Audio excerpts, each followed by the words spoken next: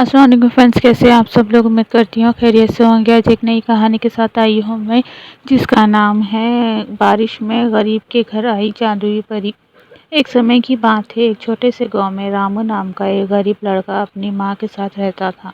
उनका घर बहुत पुराना और टपकता हुआ था। बरसात के दिनों में छत से पानी टपकता, दीवारें भीग जाती और ठंड में रातें बहुत कठिन बीतती थी। एक दिन शाम के समय काले बादल छा गए और तेज बारिश शुरू हो गई। बिजली कड़कने लगी, हवाएं चलने लगी और ठंडी बूंदें टपकते घर में भर गई।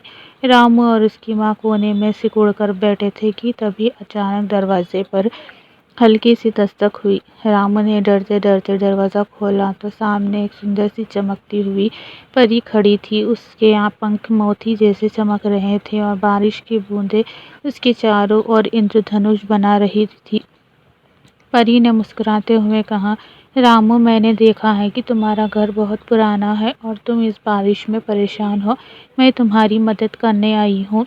रामू और उसकी माँ हैरान रह गए। परी ने अपनी जादुई छड़ी हवा में घुमाई और जैसे ही उसने झनझन कहा, अचानक वे पुराना घर एक मजबूत, सुंदर और चमकता हुआ मकान बन गया। छत पर से टपकना बंद हो गया, दीवारों पर रंग चमकने लगे और कमरों में गर्माहट भर गई।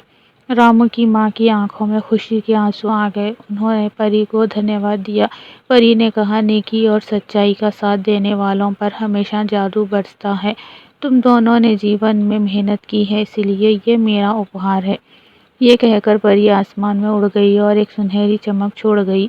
उस दिन के बाद रामू और उसकी माँ ने कभी बारिश से डरना नहीं सीखा। उनका घर गांव में सबसे सुंदर और खुशहाल घर बन गया और हर साल बरसात में रामू खिड़की से आसमान की ओर देखकर उस जादुई परी को याद करता जिसने उनकी ज़िंदगी बदल दी थी।